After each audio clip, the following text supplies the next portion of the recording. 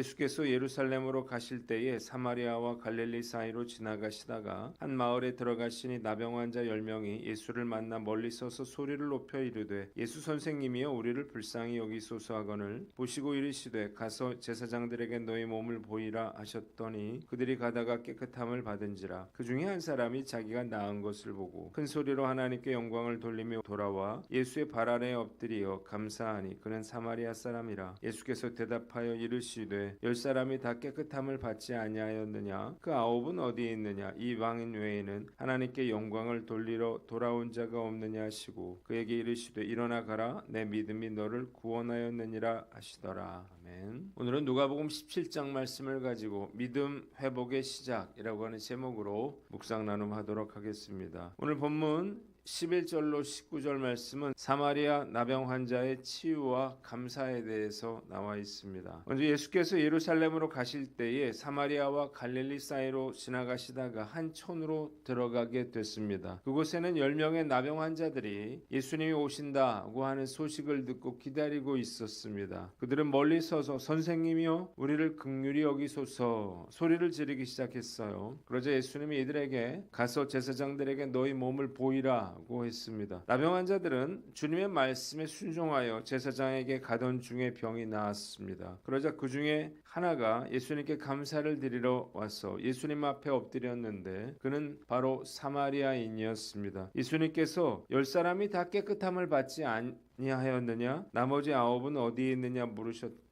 일어나 가라 내 믿음이 너를 구원하였느니라 말씀하셨다고 하는 것이 오늘 우리가 읽은 본문의 내용입니다. 오늘 본문이 우리에게 주는 교훈이 있는데 첫째로 절실한 마음으로 구하라는 것입니다. 이 나병 환자에게 우리가 배워야 할 것은 바로 절실함이에요. 예수님 당시의 나병은 저주받은 병이었습니다. 일단 나병에 걸리면 사람들과 함께 살 수가 없었습니다. 누구든지 가족을 떠나고 고향을 떠나서 검은 옷을 입고 다리 밑이나 굴 속에 들어가서 같은 나병 환자들끼리 살아야만 했습니다. 레위기 13장 이하를 보면 나병 환자들은 사람들이 그들 가까이 오게 되면 손으로 입을 가리고 나는 부정합니다 이렇게 말해서 다른 사람들이 돌 던질 만큼의 거리를 두고 지나가야만 했습니다. 그래야만 사람들이 자신에게 접촉하지 않을 수가 있기 때문이에요. 아무리 가족이고 자식이라 할지라도 가까이 할 수가 없었습니다. 그런데 이 나병 환자들이 사람들이 허다하게 모인 곳에 겁 없이 나타난 것입니다. 이것은 사실 그들에게 매우 위험한 행동이었습니다. 만약 사람들이 몰려가서 돌을 던지면 죽을 수도 있었기 때문입니다. 당시 유대인들은 나병 환자들을 결코 동정하지 않았습니다. 뿐만 아니라 당시에는 장애인들도 또한 멸시했는데 그들이 이런 질병을 얻게 된 이유가 바로 그들의 죄 때문이라고 생각했기 때문입니다. 그래서 그들을 긍휼히 여기거나 불쌍히 여길 필요가 없었던 거예요. 나병 환자들은 이런 상황에서 목숨을 걸고 예수님께 나왔습니다. 그만큼 그들의 마음이 절실했던 거예요. 왜 우리가 기도하지 않습니까? 왜 우리가 예수님의 도움을 구하지 않습니까? 그만큼 절실하지 않기 때문입니다. 우리가 정말로 절실하다면 누구라도 나병 환자처럼 이렇게 예수님께 나아가지 않겠습니까? 그들은 예수님께서 어디로 가시는지 알지 못했습니다. 얼마나 피곤하신지 얼마나 바쁘신지를 개의치 않았습니다. 그들은 너무나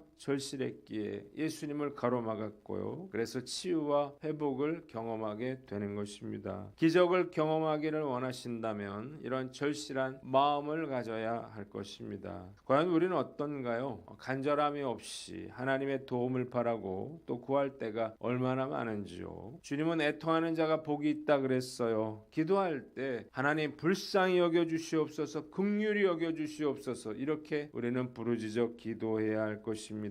주님은 애통하는 자의 기도를 물리치지 않으십니다. 자식이 울며 부모를 조르면 넘어가게 돼 있습니다. 우리 주님도 마찬가지예요. 저도 울면서 떼를 쓰며 간절히 기도할 때 하나님께서 그 기도에 응답해 주셨을 때가 적지 않았습니다. 인간은 의지할 때가 있으면 간절함이 없는 것 같아요. 오늘 난 어떤가 스스로를 살펴보고 헝그리 믿음을 가져서 절실함으로 주님께 구하는 저와 여러분들 되시기를 바랍니다. 두 번째는 온전히 주님을 신뢰하고 순종하라는 것입니다. 예수님은 이들을 즉시 고쳐주지 않으셨습니다. 대신 가서 제사장에게 그들의 몸을 보이라고 말씀하셨어요. 이유가 무엇인가요? 그들의 믿음을 테스트하기 위해서였습니다. 나병이 완치되면 나병 환자는 자신의 병이 나았다는 것을 대제사장 앞에서 증명해야만 했습니다. 대제사장은 나병 환자들의 반점과 털의 상태를 보고 병의 완치 여부를 판별했습니다. 사실 이 주님의 말씀을 순종하기가 대단히 어려운 말씀이었습니다.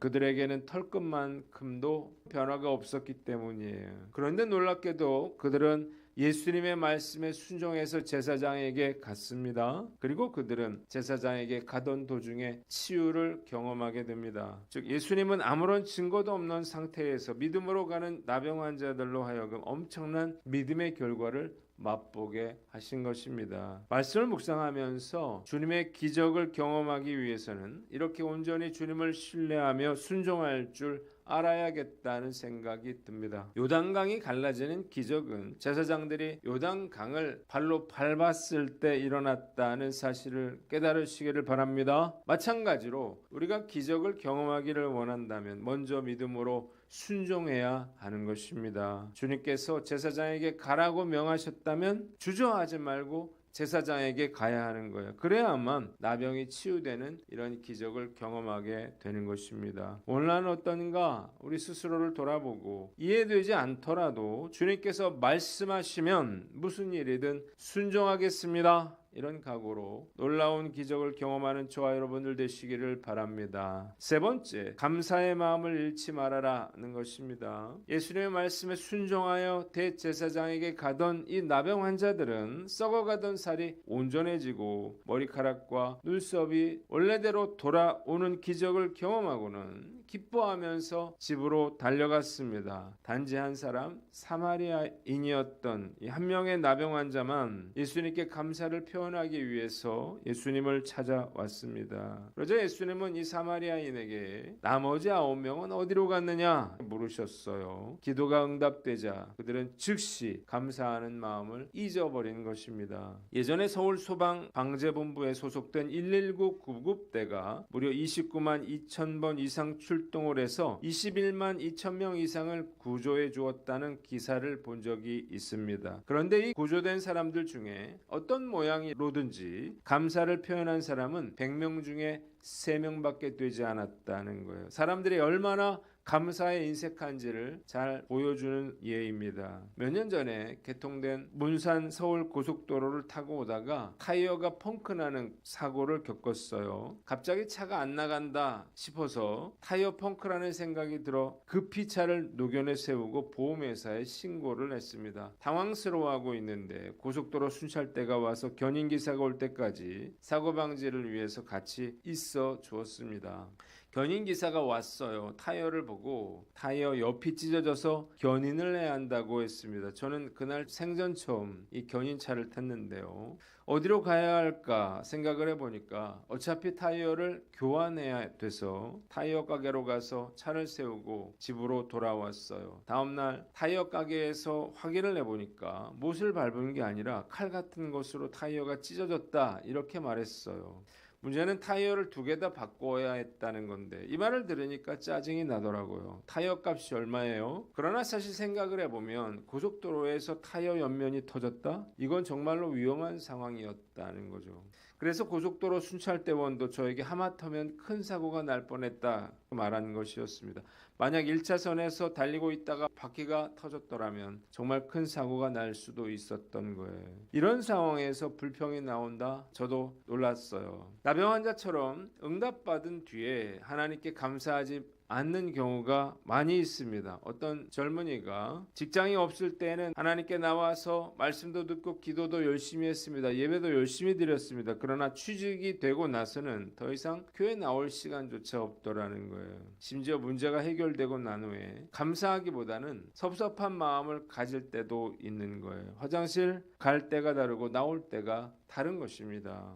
저도 말씀 앞에서 큰 소리로 긍휼을 베풀어 달라 이렇게 기도할 줄만 알았지 큰 소리로 영광을 돌리고 감사할 줄 모르는 사람은 아닌가 스스로를 돌아봅니다. 영국의 성경 주석가 매튜엘리는 감사는 더하기와 같아서 모든 것에 감사하면 거기에 하나님의 축복이 더해지지만 반대로 원망과 불평은 빼기와 같아서 원망하고 불평하면 가지고 있는 것까지 빼앗기게 된다라고 말했습니다. 감사가 얼마나 중요한 것인지를 알 수 있죠. 지난 월요일에 자궁암 센터에서 의사로부터 조직 검사 결과를 들었습니다. 다행스럽게도 이상이 없다는 말을 들었는데 의사의 말을 들을 때는 감사했어요. 그러나 즉시 감사한 마음이 사라진 것 같다는 생각이 들어서 죄송한 마음이 들었습니다. 당연한 일이 아니라고 하는 감사의 마음을 가지고 살아야겠다는 생각이 들어요.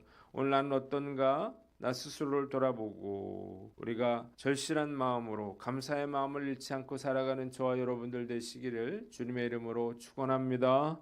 기도하겠습니다. 하나님 아버지, 우리가 절실한 마음으로 구하고 온전히 주님께 순종하며 감사의 마음을 잃지 않게 하여 주시옵소서.